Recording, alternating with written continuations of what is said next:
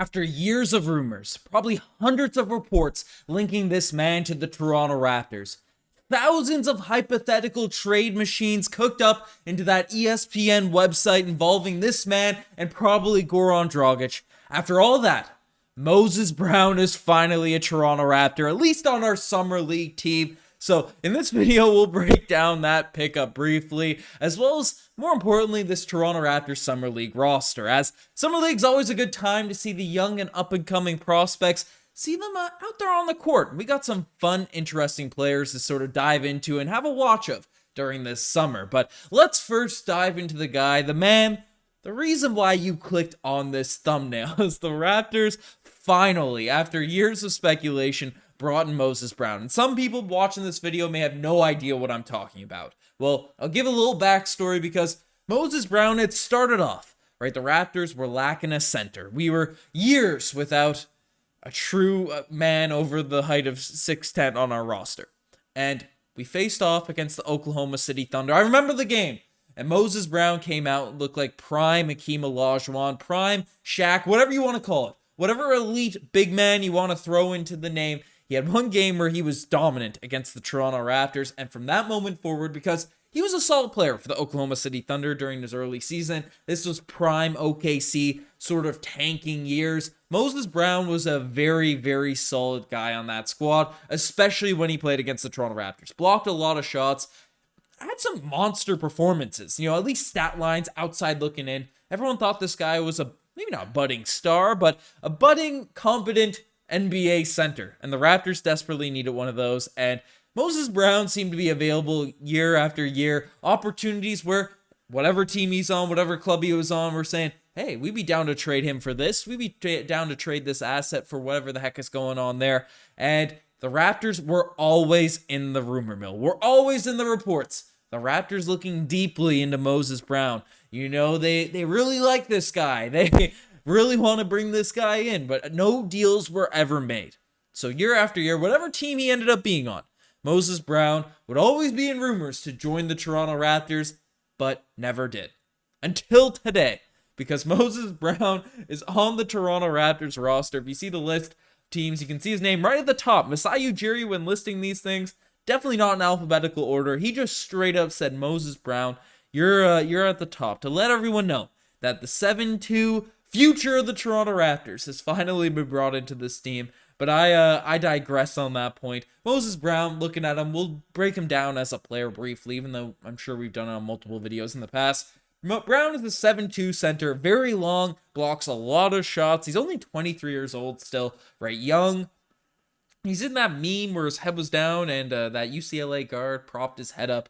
But a guy that finishes around the rim decently, but is not the greatest in the pick and roll. Doesn't really move that well. Isn't that mobile on the floor, but is certainly a solid rim protector. But looking at his stats, you can see it with the OKC year. He was with Portland. I guess it wasn't his rookie season. It felt like his rookie season. But OKC during the 2020-2021 season, averaged 9 points per game, block a night on, only 21 minutes. 21 minutes per game, averaging 1.1 blocks is pretty solid.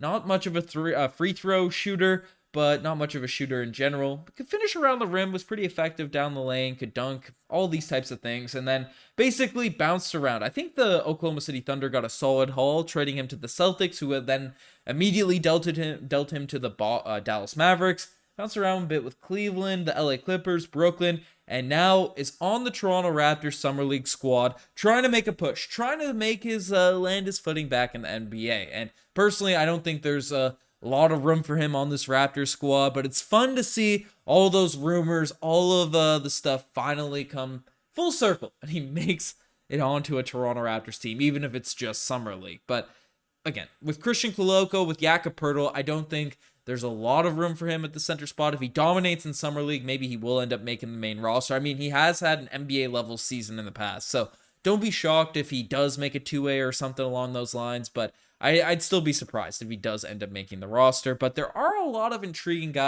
players to watch on this Raptors Summer League team. And we broke down Desmond Cambridge Jr. He's a microwave, played for Arizona State, gets hot in a hurry. Grady Dick is the guy he's the other guy in this thumbnail, is the player that people want to see. And Grady Dick is a player that shoots the lights out. He was our 13th overall pick in this year's NBA draft.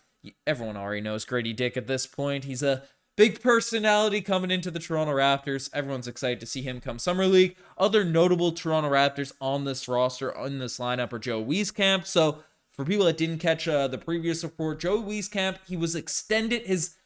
The option for the Raptors to pick up his contract for next season was extended so they could watch him play a little bit during the Summer League. And, apparently some compensation was added for him to allow this. So the Raptors are still intrigued by Weezy Threezy, to bring him back to the squad. But, it'll be interesting to see, especially now with Schroeder being brought in. I guess Fred VanVleet's gone. We do have Grady Dick. We have Gary Trent Jr. back. Will there be a role for, Joe Wieskamp on the roster next season?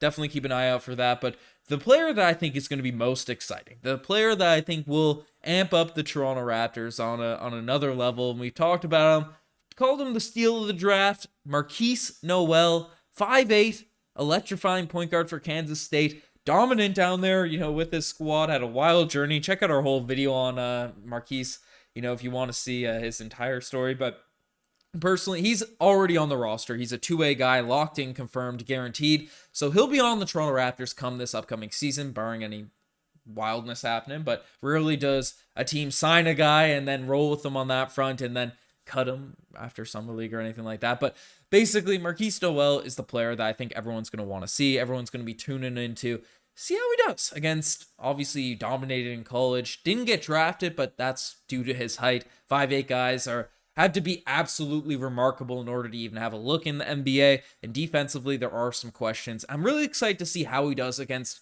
grown men in the NBA Summer League. Still, they're younger, they skew younger, but there's a lot of guys, a lot of talents that are NBA-ready prospects that Marquise Noel will be able to show his game against. And I'm really excited to see how he performs on that level. Another interesting name, David Johnson's back, played for the 905 a little bit, was a two-way guy for us a couple seasons ago, was a second-round pick.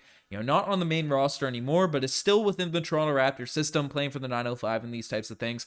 In the Raptors Summer League, he had some high promise, or a lot of promise coming into when he was drafted in the second round. Was a projected lottery pick that early on in his college career, but then slowly fell down the ranks. Ended up landing the Toronto Raptors in the second round after the NBA draft actually came around, and then didn't really find his footing, but as a shooter can get some buckets and these types of things.